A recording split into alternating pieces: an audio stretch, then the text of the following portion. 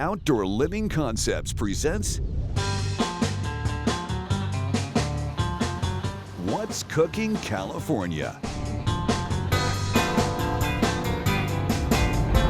Brought to you by Folded Hills Winery and Barkingham Pet Hotel.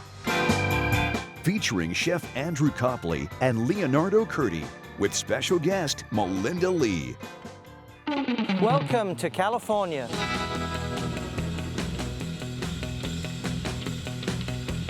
Che profumo. A little bit of S&P, a little bit of salt and pepper.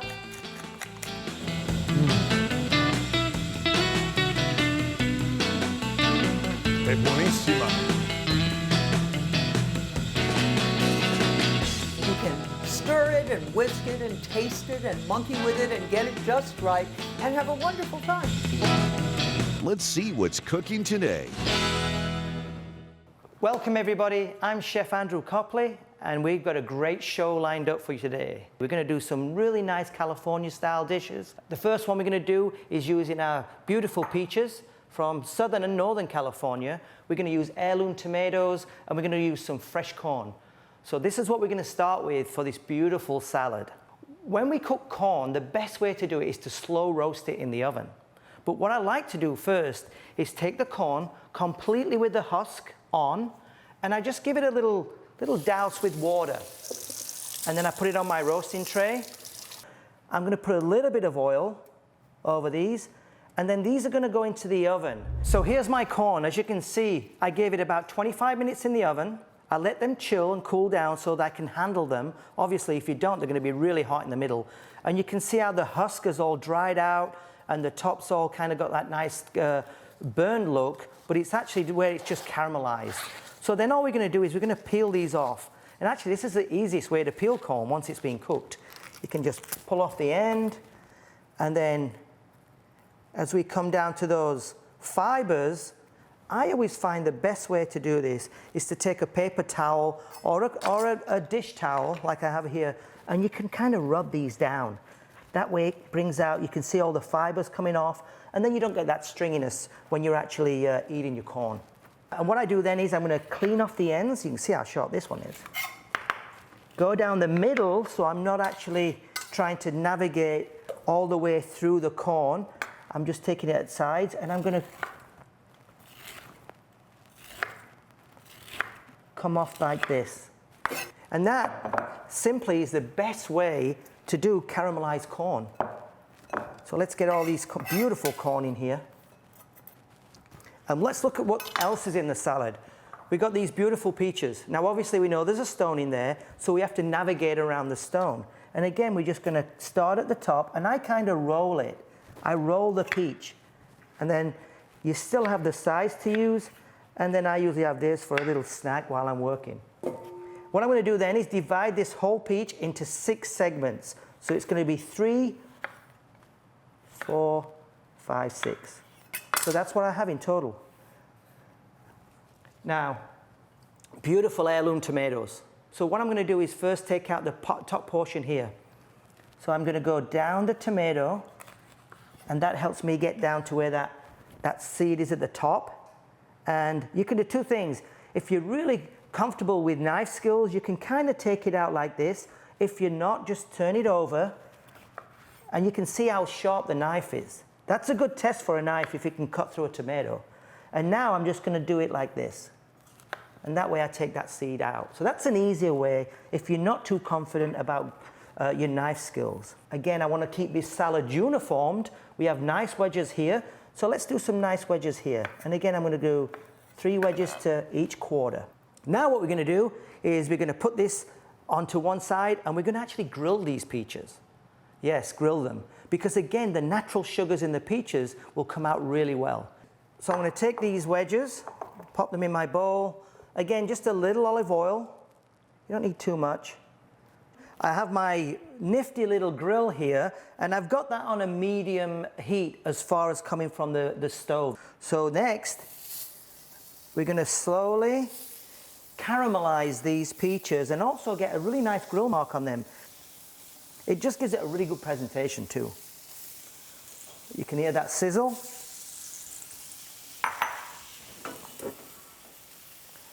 And what I do with these peaches then, I leave them for about 2 minutes on each side because I'm not actually cooking them all the way through. I'm just getting a nice sear and a caramelization on the outside so you still get that juiciness of the peaches on the inside. So about 2 minutes on each side and then we'll be ready to take them off. So we're about at that 2-minute mark. I'm going to give them a quick flip over and check my grill marks. Oh yes.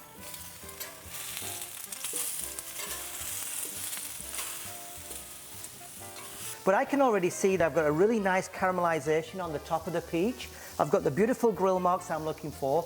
And now I'm going to give them 2 more minutes and I'm going to caramelize the underside of the peaches. And then we're ready to go with our salad.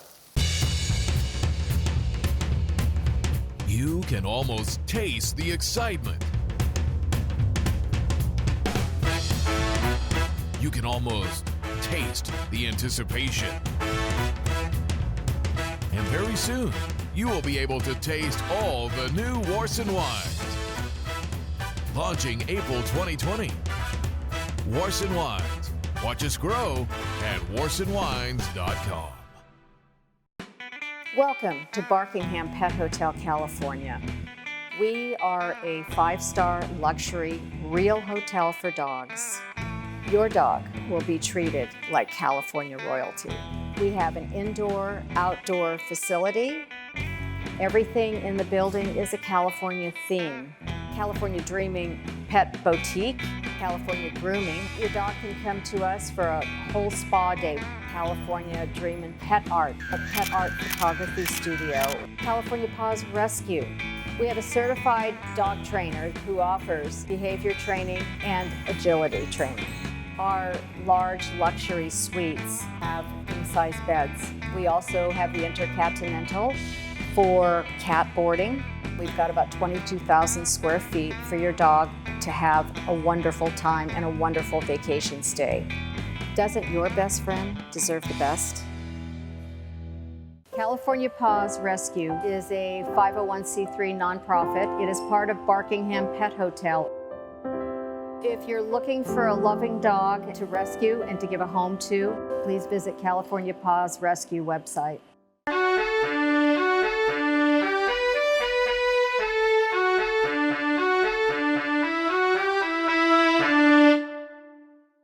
Nobody says outdoor entertaining better than Outdoor Living Concepts. Transform your backyard into the ultimate barbecue and entertainment experience. From professional barbecue equipment, outdoor kitchens, to custom-built fireplaces, fire tables, and fire pits. Outdoor Living Concepts, your exclusive dealer for jacuzzi brand spas. From rustic to modern, we can customize your backyard into the ultimate in backyard fun. Visit our contractor wholesale design showroom open to the public in Palm Desert. Let Outdoor Living Concepts make your outdoors the great outdoors. So what we're going to do is we're going to make an emulsified dressing. It means I'm using some binding agents to get this dressing to give like a creamy texture, even though I'm not using cream. And the way I'm doing that is by using a little bit of mustard, and I'm using seeded mustard, but you can use Dijon, whatever your preference is. I'm using that garlic paste, which again is a binding agent. And then I'm going to use my liquids, which is a fresh lemon juice. We're going to use a little bit of vegetable stock or broth, and a little bit of rice wine vinegar to give it that tartness.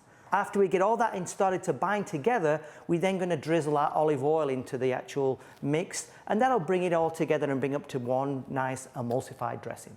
All right, so let's get started. So first I'm going to add the mustard, which is one of the binding agents. The second one, like I said, is the garlic paste. And I'm basically starting these two off in the actual blender, because what I want to do is I want to get the liquid and the binding agents to emulsify first before I put the oil in. And this is as simple as how it goes. Fresh lemon juice. I'm going to use my hand to stop the seeds going in there. And we'll give it the juice of 1 full lemon all the way in. From there, I've got a little bit of rice wine vinegar. And I've got a little bit of vegetable stock, and this is going to help bind these together. Okay.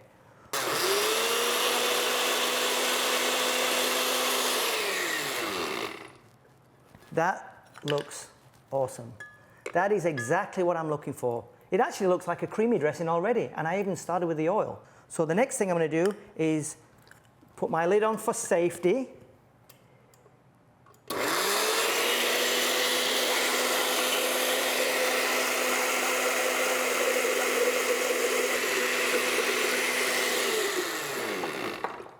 So you can see just a small drizzle, and that will give me exactly that creamy emulsified dressing I need.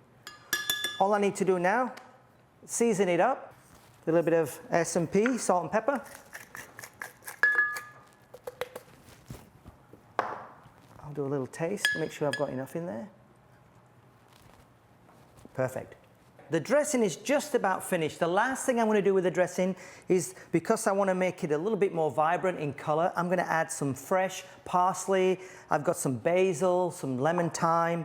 Really just going to the herb garden, pick out what you really love and chop it and add it to the vinaigrette. It makes it just that more vibrant in color and also freshness. Now, the dressing I'm putting in here, so it's easy to dress the salad. And as far as the dressing goes, it's 2 teaspoons of rice wine vinegar to about 3/4 of a cup of oil. And then as far as the liquids with the chicken broth or vegetable broth, I basically would use about 1/3 of a cup total. All right, so let's put these herbs in here, and then the dressing's ready. Now we're going to actually assemble the dish, the salad. And I'm going to arrange my peaches first. And I'm going to usually probably about 3 peaches per portion. I like to make a little triangle like this, and that way I'm kind of building a dam around the middle so I can build some height to this salad. I take these beautiful heirloom tomatoes, and again I made them in wedges, and I'm going to give them 3. It's only a salad. Again, if you did want to make this a main course, just add more ingredients. It's real simple. So we've got our peaches, we've got our tomatoes, and now I've got that beautiful caramelized corn, and you can either break it up or leave it in little chunks, but I sit that in the middle.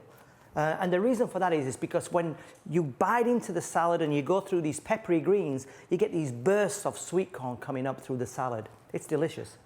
But right now I'm just going to give a little bit of saltiness from this Greek feta, and I'll pop that around, not too much. Little bite from some red radish, and obviously it gives it a nice color, so I'm going to put that in there too. So you can see the layers building and building to the salad. And then finally, we're going to take our peppery greens.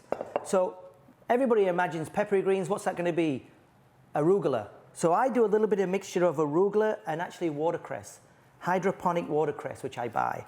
You can use regular watercress. Again, regular watercress in the stores are super powerful. So it's literally sprigs, only buy 1 bunch. Because I'm using corn, and these can be hard to get, so don't worry too much if you can't find them. These are corn shoots. So these are the shoots that grow in the actual corn, and they're edible. Tastes like corn. So I use that because it's got a nice color and they stand out really good in the salad. Now here's a little tip for you when you do a dressing. Don't put your dressing directly on your greens. You're going to flatten them. So the best way to do it is to take your dressing in a spoon or a ladle and go around the actual bowl. And the reason we do that is because it helps to aerate the greens and helps them stand up a little. And then I just kind of wash the bowl or, wipe around the bowl to get the salad onto the lettuces. And then once I feel I've got enough, I pop a little bit on top. So you can see my height's coming up. And then I finish this with maybe a little drizzle of dressing around the side. If you want to take it a step further, I had an extra chives from the garden, so I just chopped some chives too. And that is a delicious California salad. Welcome to Desert Outreach Synagogue, the voice of the valley. A place called home to anyone who needs one. A place of incredible music, community, conversation, and connection.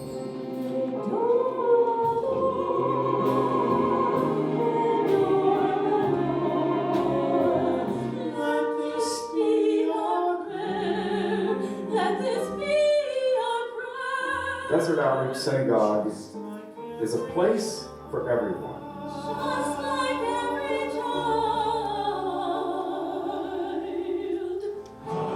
Come join us. You already belong.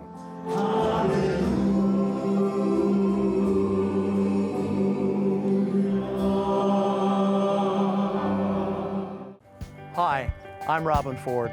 Thinking about selling your home? We have the newest innovation in selling, fast-track marketing, custom designed just for you. By using it, your home could be sold while your neighbor still sits on the market. If you're looking for a home, we have many great ones to show you. So for a smooth transaction, call 760-219-0655.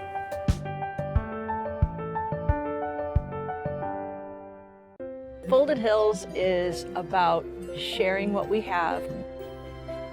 The way we make the wine is a very hands-off policy with as little intervention as possible. The grapes are all grown organically. I come from the beer world. We really listened to this land and we chose the grown varietals because this is what this land and this place calls for. We have weak Wi-Fi but strong connections. A great place to unplug. Okay, so we finished our peach salad. Now we're going to move on to the main course. And I'm going to take you through this dish. Again, we're going to follow the same theme. We're going to use the California fruits, but we're going to make a salmon. So we've got a really nice, fresh Scottish salmon. And what I'm going to do is incorporate, it's not really a salsa, it's a relish, which means I'm going to cook it and cook it down, get all the flavors out of it. So the first thing I've done is I've taken about 4 teaspoons of olive oil, and it's on my stove now, just getting nice and hot. Once I've got it to the temperature, you can see it's got that smoking. Now I'm going to start adding the ingredients. So I have some fresh pineapple and mango,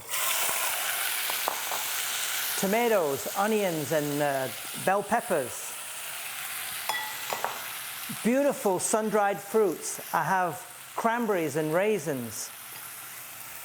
And you can also see a cinnamon stick in here. I popped in the cinnamon stick so it gives it a little flavor. So let's get that cinnamon stick in there like that. We're going to use a little bit of rice wine vinegar. So I'm looking for that sweet and sour flavor with this relish. That's the sourness. The sweetness comes from a little granulated sugar. And then basically H2O, water. And we're going to add this water. Now, what's going to happen is this is going to simmer on a low heat for about 20 minutes, maybe 25, okay? So let's get this on the stove. So while my relish is simmering now, I've got about 20 minutes to prep the rest of the ingredients. And what I'd love to do, and what I love eating myself, are these baby zucchinis. Okay, so obviously they're a lot smaller than the regular ones. Flavor profile, they're actually not as bitter. I don't know if you've tried the skins of zucchinis, but they can give a little bitterness to them. If you run them under cold water, it takes the bitterness out. So you need about 5 minutes, or you soak them in cold water, and it'll take away the bitterness. But really, all I do with these is I take the top, and we call it top and tail in them. And because I'm going to grill them with my salmon, I'm just going to cut down the middle. Look how nice they look.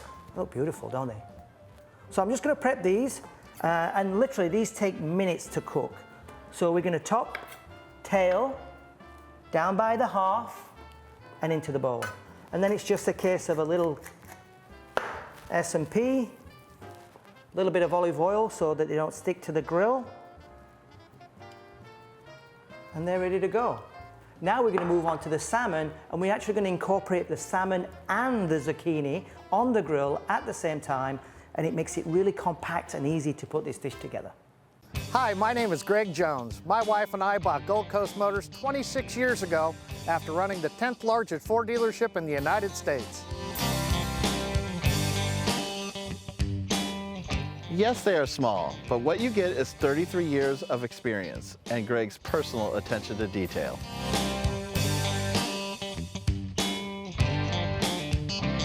He buys every car, truck, and SUV that goes on the lot. Our family has bought 14 vehicles from Greg. We are members of Cuddle, so financing is not an issue. Call me. You'll be glad you did. We're not going anywhere. Call Gold Coast Motors, 805-350-1350.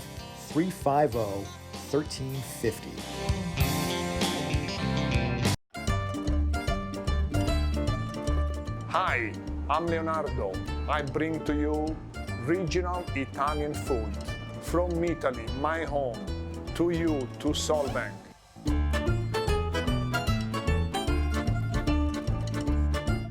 Cooking is like love. You either throw yourself all in or you don't do it at all.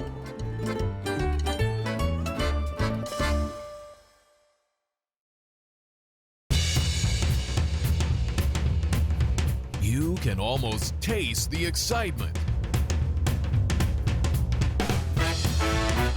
You can almost taste the anticipation.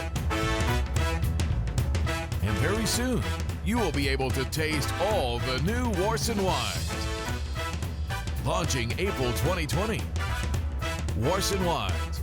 Watch us grow at warsonwines.com. So zucchinis are ready. Now the next step is to cook our salmon. Now I'm using a grill plate in the actual house, but it barbecues the same outside. This is just obviously more convenient. So all I'm going to do first, season the salmon, little S&P, and let me show you. Look, I'm keeping the skin on. I love eating fish with skin on, and salmon is one of the best. Little olive oil. And that'll help, obviously, to prevent this, the actual fish from sticking. If you look at the skin side, it's going to be my presentation side. So I'm going to put that first on the grill. That way I only have to turn the fish once. If I put it this side, I'd have to turn it, then turn it again before I put it on my plate up. So skin side down first, and I kind of tend to give it a little bit of a rub here so I get the start of my grill marks, and also it doesn't stick to the grill. I don't know if you can hear that, but it sounds awesome. And I'm just going to let those grill. Now these will take about, maybe for a medium rare, which not everybody eats medium rare. I love medium rare, but medium rare to medium, I would go about 3.5 minutes on each side. So we're going to give it a 3 minute on here, then I'm going to check that the crispy skin is nice and crispy. If it needs a little longer, I'll take it that extra 30 seconds. If not, I'm going to take it over and turn it to the other side. So 3 minutes into it, I'm going to check the skin and see if it's crispy enough for me to turn them over for my next 3 minutes. I just want to check this though too. Now the fish I actually brought to room temperature because I want to make sure that the internal temperature, which is the inside of the fish, is at the same as the outside. That way I get a perfect temperature on the fish, whether I'm cooking it medium or medium rare. So yes, that's exactly the way I want it. And now we're going to make a little turn, so hopefully see if this comes off.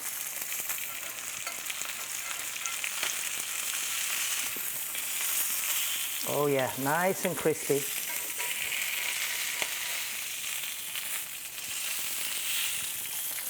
So that's what I'm looking for, that nice crispy skin on there. We're going to keep that on there.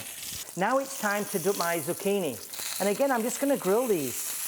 And I can grill these at the side of the salmon. We'll get a little flavor from the salmon oil. And it also has a beautiful color which brings together the dish. So the salmon needs about another minute, maybe 1.5 minutes. But what I want to do now is just turn these zucchinis over. They're cooked on one side, and I'm just going to flip them and give them another, maybe another minute or so on the skin side down side.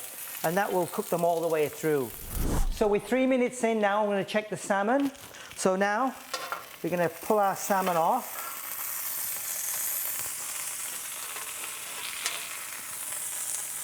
The zucchini are ready too, so we can pop that on the same plate.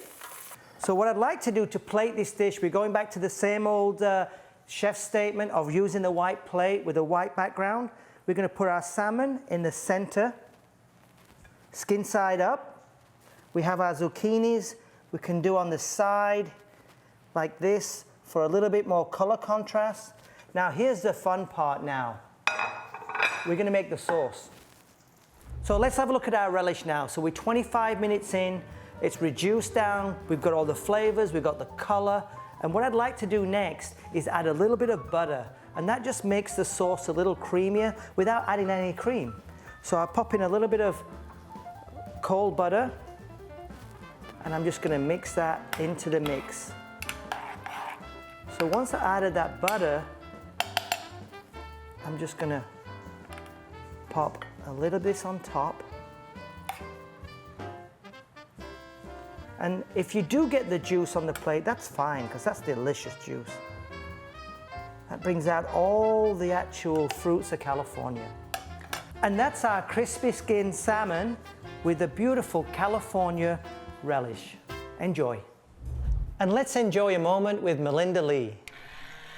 You know, a lot of people have their problems when it comes to egg whites and separating eggs and beating the whites, so I'll give you a few tips. First of all, you want to separate cold eggs because they will separate more easily that way. The way you do it is you crack the shell not on the edge of a bowl, which is almost counterintuitive, but on a flat surface. Because if you can't do it on the edge of a bowl, you might drive little pieces of eggshell into the white or into the egg. So you have your separated egg, white and yolk. Put your yolks aside to use in an angel food cake, and now you're ready to use your egg whites, except that they're cold, and they won't accept as much air if they're cold, so you want to get them warm. If you don't have time to wait, take another bowl, put some warm water in it to come about halfway up the sides of the bowl holding the whites, and put the bowl in there, let it sit for 10 minutes, and it'll be room temperature. Even slightly warm is just fine. When you go to beat your eggs, you want them, your bowl, to be immaculately clean. If there's a little residue of oil or something inside, the egg whites won't whip. And if there's a little bit of yolk in with the whites, it won't whip either. So you want to be very careful about that. You put it in your mixing bowl and you add a little cream of tartar, which is a powder you buy in the spice section. It comes from the inside of wine barrels and it strengthens the cell walls of the white. So you're going to put a pinch of that in and you're going to beat your whites. Now, if you're going to sweeten your egg whites, like to make a meringue or something, you will sweeten it near the end of beating. And they're beaten enough when they stand up in little peaks. They are never going to look like whipped cream. And if you overbeat them, they'll start to separate. A lot of times you have to fold the egg whites into something or fold something into the egg whites. You can do it in either direction, but just to illustrate the point, I'll show you. If I had powdered sugar here in the center and I wanted to fold it into the egg whites, the technique is you plunge your rubber spatula down into the middle, up and over, and then turn the bowl. Down, up and over, turn the bowl, up and over, and so on until you get it incorporated. The whole point is to leave the air in the egg whites. Okay, so that's the story on egg whites in an eggshell. Enjoy.